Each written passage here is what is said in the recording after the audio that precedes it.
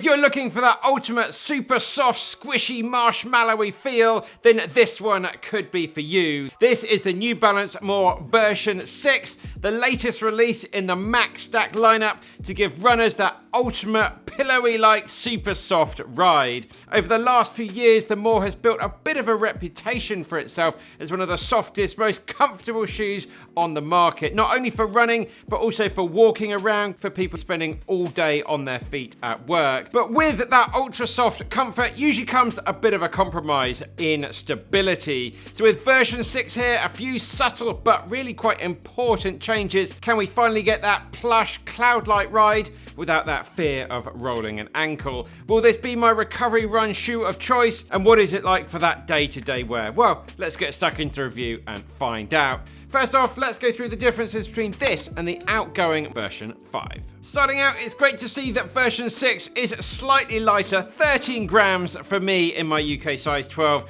It's not massively noticeable at all, but at least it is a little bit on the lighter side. We now have a broader platform on the bottom, a little bit more surface area on the bottom to help with increased stability. We've got a new heel counter at the back of the shoe, which is now pretty stiff, again to help with the extra stability. Unfortunately, there is a £10 price increase. The stack and the drop are exactly the same. So let's get stuck into the facts and figures. Starting out with the purpose of this shoe. This is your easy and recovery run shoe. Max stack, ultimate comfort, and a really good walking option out there as well. Price-wise, this shoe set me back £150. Unfortunately, a bit of a £10 price increase there. And as always here on the channel, I bought this shoe 100% with my money to give it a completely honest, impartial review. Nothing sponsored or anything like that here on the channel. And how do we make these videos? Because amazing people like you, smash that like button, leave us comments down below, share the videos with their friends, and of course check out my website benparks.com, where you make amazing running hats, technical tees, awesome 5-star rated training plans. If you want to check those out,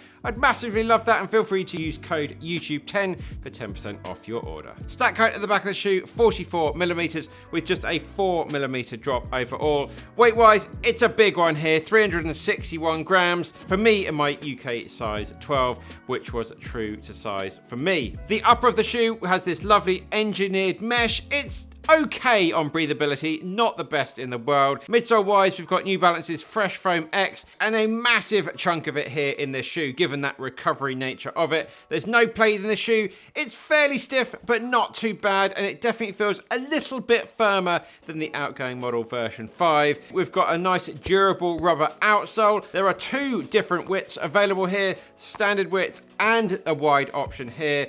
Right, let's get stuck in with the likes. The first one being the stability is much improved in my opinion over version 5 due to that slightly wider platform that we have here in the shoe, and the redesigned heel counter as well, which is just giving a little bit of a better lockdown, just keeping that heel in place quite nicely. The width of the toe box is pretty good as well, definitely feels a little bit roomier to me than version 5, and it's good to see all the improvements here working pretty well. That slight decrease in weight is really good to see, which I think really has come in most part due to taking some of the rubber out of the bottom of the shoe, but the wet weather grip was actually quite good.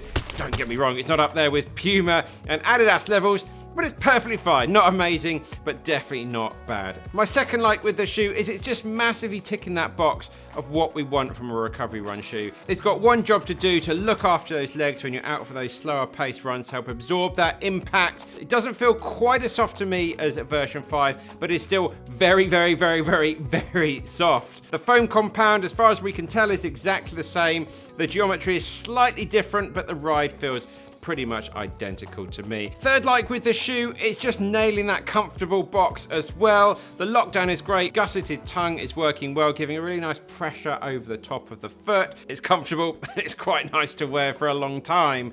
My fourth like with the shoe, just a really great travel shoe, casual shoe, on your feet all day kind of shoe. Healthcare workers, retail staff, commuters, this is going to look after you all day. With a little bit of extra stability you're getting in the shoe versus version 5, I think this is going to be a good one to go for if anyone's standing quite static on their feet all day long, or what I think is the ultimate one in this category, something like the Hoka Bondi 9, which is what I will be picking if I had to be doing a lot of standing around all day. And both of these brands also do release this shoe in this sort of all black colorway, which can look quite smart. But as we always say here on the channel, it's not all about the likes, So let's get stuck into the dislikes. Dislike sort of observation, things to be wary of here. Now, obviously, this is not a fast shoe by any means. Of course, it's not meant to be, but it really is not a fast shoe. It's a max stack shoe that's all about being very soft. You try and pick up the pace, try and get up to sort of marathon pace in the shoe, it's gonna feel like hard work. So just something to point out. I know people in the comments are like, well, it's not gonna be. I know. I just want to point out it's gonna be quite hard to run fast in the shoe. Something like the Skyward X from Hoka will have that super soft feel with the foam and the plate work a little bit better to at least give you that option of running a little bit fast while still ticking that recovery box pretty damn well. Sadly, that shoe's a little bit more expensive than this one. My second dislike with the shoe, unfortunately, a £10 price increase, now up at £150. It does make recommending this shoe a little bit harder, but it's still cheaper than some of the competitors out there. So let's have a chat about those now. Now, I think a lot of people are going to be torn between something like this, or should we just go for the standard daily New Balances line, the 1080 version 14, New Balances premium daily shoe, £10 more expensive for the 1080, for £160, but it's definitely going to be a lot more versatile. Slightly lower stack with that shoe at 38mm. It is the same weight. The 1080, for some reason, the latest generation was on the heavy side, and they both use the same foam, but a lot less foam in the 1080 versus the huge amount of foam you're getting in the more. The 1080 is much more of a everyday shoe, a classic for anyone that wants that one shoe to do it all. Feels a little bit more nimble as well, but definitely if you're looking for that ultimate marshmallowy feel, then go for the more. At the moment, Hoka, their equivalent shoe is the Bondi. The Bondi is £10 more expensive at £160. The drop, stack, weight are all very similar to the more. The Bondi, I feel, has a little bit more of a stable platform, a lot less sort of lateral movement. It's a little bit firmer as well, but still it's going to look after the legs pretty well. If it was me, I'd be choosing the Hoka for that sort of casual shoe, that work shoe, walking, travel around. The New Balance if you want that super soft, ultimate marshmallowy ride. Now, the third option here, probably my favourite, if I had to go for the ultimate in comfort, it would be the Asics Gel Nimbus range. I think we're up to version 27. £30 more expensive at £180 for that one. It's got an 8mm drop, but exactly the same stack height. The Gel Nimbus is slightly heavier, but it really is that comfort king. The tongue is just glorious in this shoe. You know, such a nice feel over the top of the foot.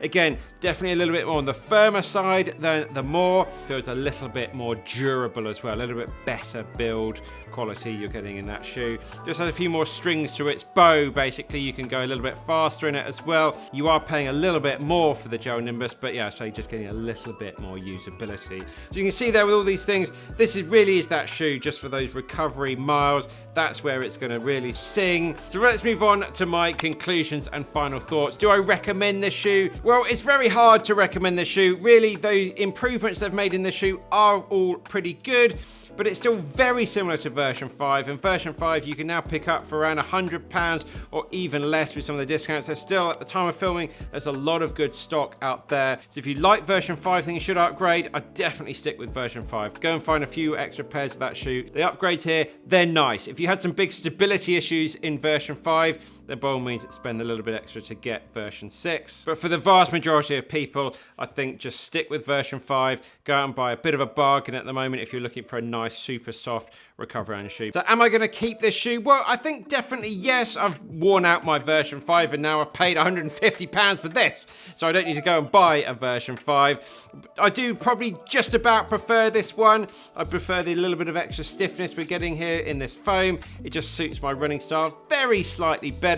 I'm calling this my Monday run shoe. After that tough Sunday longie, I'm going to be using this on a Monday as sort of a second shoe of the day because I'm doubling up a bit at the moment, building my mileage. So let me know your thoughts down in the comments, guys. Are you into these max stack shoes? We're seeing a lot of them. They're a bit of a love-hate thing. If you do like them, then we've got the Nike Vomero Plus and Premium coming out quite soon. So get subscribed for that. Next video up here is the Hoka Bondi review, or check out the Gel Nimbus review down there. That's it, guys. Keep on working hard. Keep on working done. We'll see you very soon in the next one.